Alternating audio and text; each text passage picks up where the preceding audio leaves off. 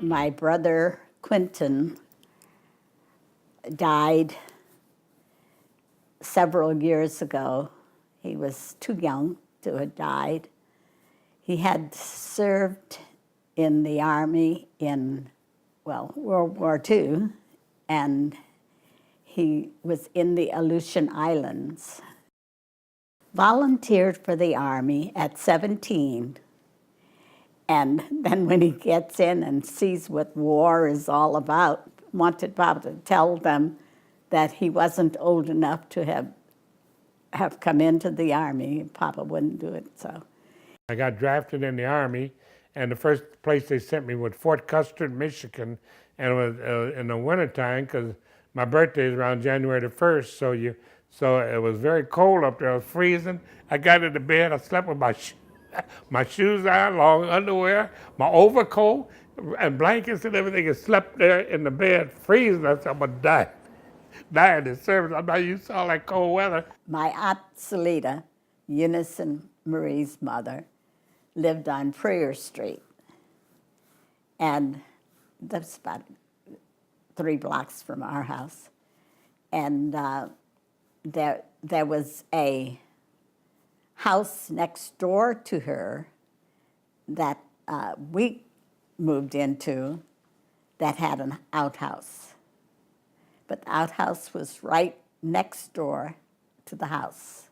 So, but, and then for bathing, we had a wash tub that we heated the water and put it in the wash tub to take a bath in the kitchen because that's where it was warmer.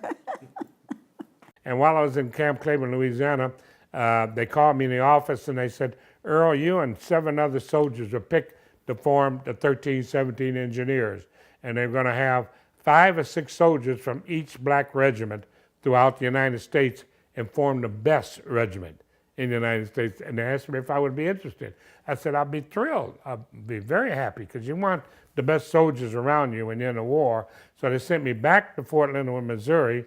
And when I went back there, I had to go through all that training again there. And man, when I got through, I was an engineer, I was a good soldier, and I was everything. And then from there, they sent me to, put me on the Queen Mary and sent me to Glasgow, Scotland. And Glasgow, Scotland, I went from Glasgow to and came down south, and I was there about 17 months in England, building the staging areas for the invasion of Europe and invasion of France. And all along the south part of England, we would go to all those little towns and prepare troops to come in there and go in for the invasion.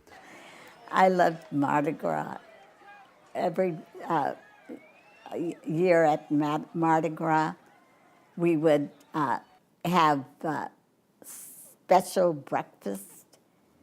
We would have homemade donuts, and then of course our grits and bacon and eggs.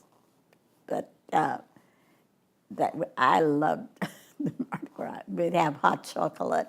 Then we would go out in the neighborhood and see the maskers, you know, and go to the parades, everything. It was always a party time.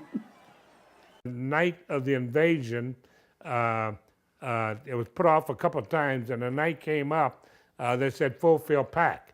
I said, what do you mean full field pack? The full field pack means everything you own goes on your back. I'm going in an invasion. I thought I could stay there and clean up after all the soldiers went into Normandy for the thing, and I wasn't expecting to go. And when I got in that boat, my mind went blank because you're on your way to die. Your mind gets blank, and you can't think and everything. I didn't think about the most important thing that I should have thought about, and that's bullets. I didn't have enough bullets on me. You need a lot of bullets when you go into a battle.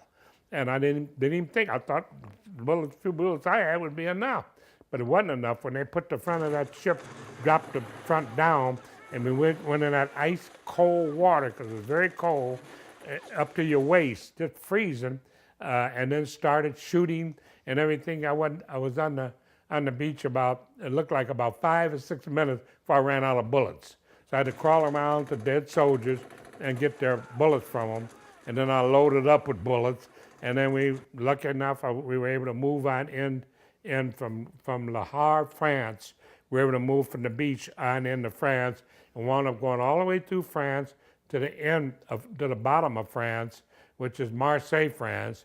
And we stopped there and stayed there a little while and rested and got ourselves together. And then we started up towards Belgium. And we started up to Belgium. We wound up in Belgium in the biggest battle in the history of World War II, the Battle of the Bulge, where we lost thousands of soldiers and had 80,000 casualties, and we lost about 35,000 soldiers in 6 weeks in the middle of freezing weather, snow. Your feet are froze, your hands are froze, and nowhere to, you get in a foxhole, it's full of ice and water moccasins and everything else, and it was just a horror story. We were surrounded by the Germans, and every minute you thought your life would be over with. I had very lofty ambitions. I wanted to be a teacher. I used to have, during the summertime, the kids in the neighborhood, I would have summer school for them. I would be the teacher. Then they moved us up to the Rhine River, and the Rhine River was just as bad as the Bowling Ball. And the weather was bad, it was very cold. We ran a train across there in 11 days under fire, and you could only stay up there about 2 hours because of the smell of the dead bodies. You could only take that odor so long, even though you had something over your mouth, to hold the odor down, and they send you back to rest and breathe and take it easy, then they send you back up there 24 hours a day.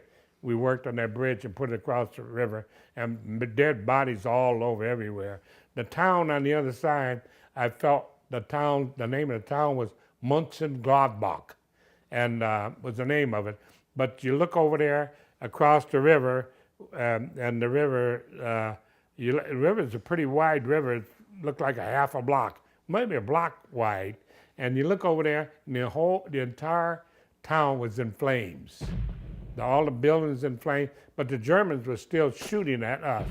They're, snipers. My oldest sister, Lita, had 3 children, and she was pregnant for the 4th. So people from New Orleans, ladies from New Orleans, can't have the babies by themselves. They have to have somebody from the family come and be with them when they have their babies. So I had already graduated from high school. As a matter of fact, I was working at this shirt factory. And the lady, my supervisor, when she heard I was going to go to California, she said to me, "Don't come back." I said, "What do you mean, don't come back?" She says, "You can do much better in California than you can in New Orleans." So it was in the back of my mind that when I went, I was going to get a job, and I wasn't going to go back to New Orleans. When we met the Russians, and when we met the Russians, we knew the war in Germany was over with. So then they brought us on a ship down back to Marseille, France, and they got down there, and they wanted to take a boat, U.S. Harry Taylor, to 65 days on the boat going to Manila of the Philippines and fight the Germans, fight the Japanese, and I knew I wasn't going to last in that boat 65 years. I was way down at the bottom of this huge ship, and I only had a piece of canvas about this long, and wide that I could sleep on, and there wasn't much air down there. I could hardly breathe, and I was trying my best to breathe, and not much air, and I said, I don't know how I'm going to make it. And then after about a couple of days, They said, there's emergency, come up to the top of the ship. And we went up to the top of the ship, and they said, watch the bow of the ship as it points towards, and the ship jerked like that. It said, New York, the war is over in Japan. On my way home. Saw the Statue of Liberty and returned home. The men started coming back from the service. And of course, everything changed. I mean, whereas they needed me to work in the post office when there was no men in the place, you know, that were strong, like the guys returning from the war. They started putting us down in the parcels so that we could have to lift packages and whatnot, just to discourage us from staying. I was a temporary employee anyway, and to discourage us from staying so that they'd have jobs for the returnees. Only thing I would do different, I would have gotten an education, because I think that, as I said, other people did it, you know. It's, I think they had different rules for the different races, and possibly they were lending assistance, financial assistance in the other schools, but not in the colored schools. So, but I know these, as I said, it's just it's a reason, but it's not a good reason.